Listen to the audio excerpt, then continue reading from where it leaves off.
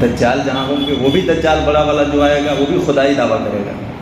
وہ اس طرح سے اس کے ہاتھ میں پاور ہوگا کہ وہ ایک ہاتھ میں جنت اور ایک ہاتھ میں دوزخ لے کے پھرے گا اور بولے گا کہ جو میری بات مجھے خدا تسلیم کر لے گا تو اسے میں اپنی جنت میں ڈالوں گا اور سبز سبز باغات دکھلائے گا، اور جو مجھے خدا تسلیم نہیں کرے گا تو اسے جہنم میں ڈالوں گا اور اس کے ہاتھ میں آگ کا انگارہ ہوگا وہ دکھلائے گا.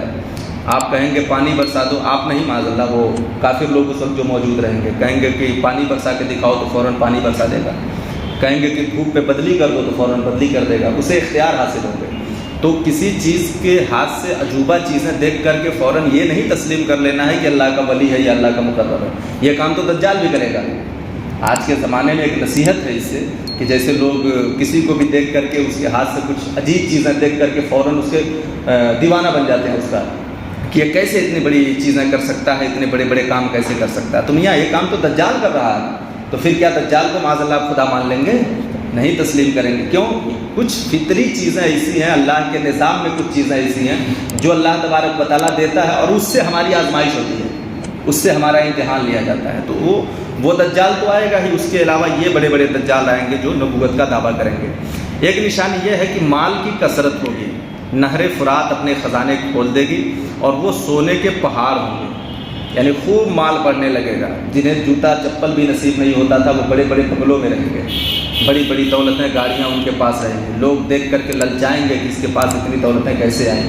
تو کبھی اس کے پاس کچھ نہیں تھا اور کبھی اتنا اچانک اس کے پاس بڑھ جائے گا. یہ بھی قیامت کی نشانیوں میں سے ایک نشانی ہے. ملک عرب میں کھیتی اور باغات اور نہریں ہو جائیں گے.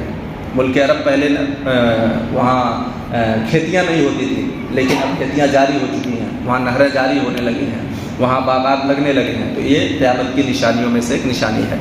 اچھا، دین پر قائم رہنا اتنا دشوار ہوگا جیسے مٹھی میں انگارہ لینا. اتنا آسان نہیں ہوگا دین پہ قائم رہنا. ابھی تو جتنا دن گزرتا جا رہا ہے سب اسے خیر کا دن سمجھیے آپ، دن بدن اس سے زیادہ سخت آنے والا ہے. اتنا مشکل ہو جائے گا اپنا ایمان بچانا. ابھی دیکھنا، ابھی کے دور میں ایک امام نہیں بچ پاتا ہے، امام نہیں بچ پاتا ہے. لوگ ناراض ہو جاتے ہیں اگر دعوتیں کھانے نہ جائیں، اور دعوتوں میں وہ کیسا بھی کھلا دیتے ہیں امام کو. خود تو کھاتے ہی ہیں، امام کو بھی کھلا دیتے ہیں. کہاں ذبح کروائے، کس سے پکوائے، کہاں سے لائے، کچھ نہیں. لیکن امام نہیں گیا تو ناراض ہو جائیں گے. تو میاں اتنا سخت تو آج ہے، ابھی آج اتنا مشکل ہے اپنا ایمان بچانا. تو ابھی دن بدن اس سے سخت آتا جائے گا.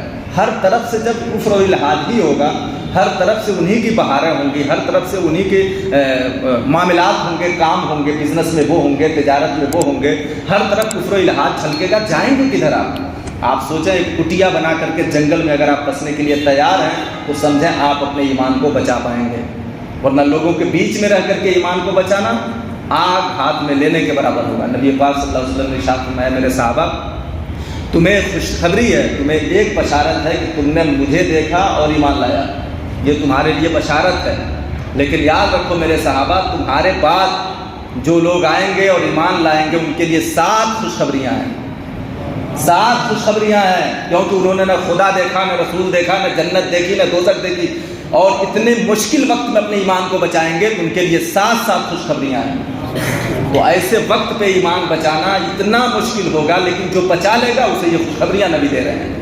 تو بہت مشکل ہوگا ایمان کا بچانا، اور دن بدن وہ دن قریب ہو رہا ہے. یہاں تک کہ آدمی قبرستان میں جا کر تمنا کرے گا کہ کاش میں اس قبر میں ہوتا.